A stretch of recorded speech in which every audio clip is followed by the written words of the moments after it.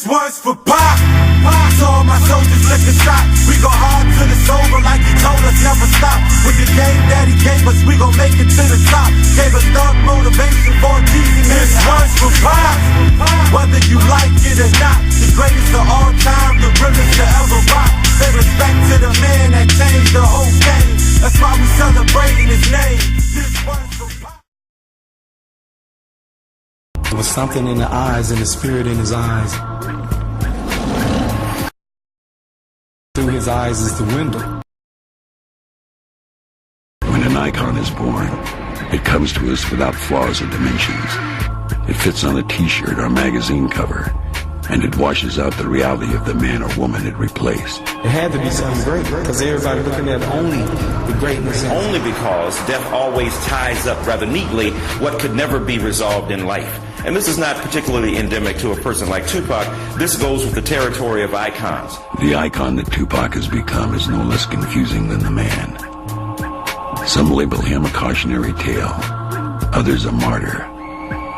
In the distant wake of his death, we still ask, what did his life say? To keep it real, to valorize the hood as only being about pimps and macs and hoes and the gutter, even though that was very necessary to elevate and edify that element. The unquestionable pursuit of that as the be-all and end-all of existence led to some death-dealing consequences for Tupac. Unlike any other musical form, hip-hop demands its artists to do what they say. Tupac found himself fighting a two-front war, one for street credibility and the other for a moral center. In the end, he became a casualty of that conflict. That pure pursuit of authenticity in that regard was universally and globally accepted. People felt his spirit. They felt the love that came from Tupac. They felt the passion in his lyrics. They felt his ability to identify with them. To me, it was like a Martin Luther King thing, you know what I'm saying? Like when King said, yo, I might not be there with you, but, you know, we're going to make it. Pac, you know, he was saying, yo, we're going to make it no matter what. I might not be there. I might see myself in the casket, this and that, but we're going to make it no matter what. I believe that he is a world leader, and that now, after he's no longer here, people will slowly begin to recognize his role as a leader and how his lyrics and his art and everything he left us will do the work. Because many times egos get in the way, and with every great leader, a lot of their work is recognized after they're gone. But 60 million record sales let you know how strong Pac's voice is. Even though he passed on early, he's left his work, and his thoughts and his ideas are all there. He's left us such a hugely varied body of work that whatever we identify with, we can find in Tupac. That is both his genius and the danger. Any human being traveling any path can identify with him and can tie into his work. The danger of that is that the fierce contradictions can be used as an example of what Tupac did not really mean.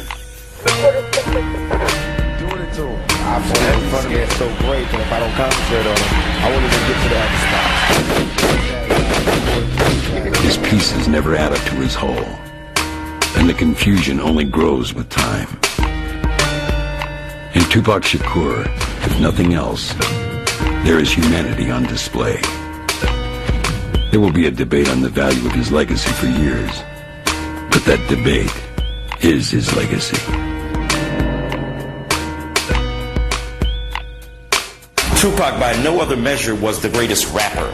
He didn't have the flow of Snoop Dogg. He didn't have the poetic intensity of Rakim. He didn't have the mathematical flow, as Mos Def calls it, of Biggie Smalls. But he had a heart that was huger than any. He had a transcendental figure that tied up with the world spirit, and he could channel and tap into that world spirit and at the same time allow people to have access to it through his own body, through his own belief, through his own poetry. And that's why I think he's rather much more successfully translated now in death than he ever was in life.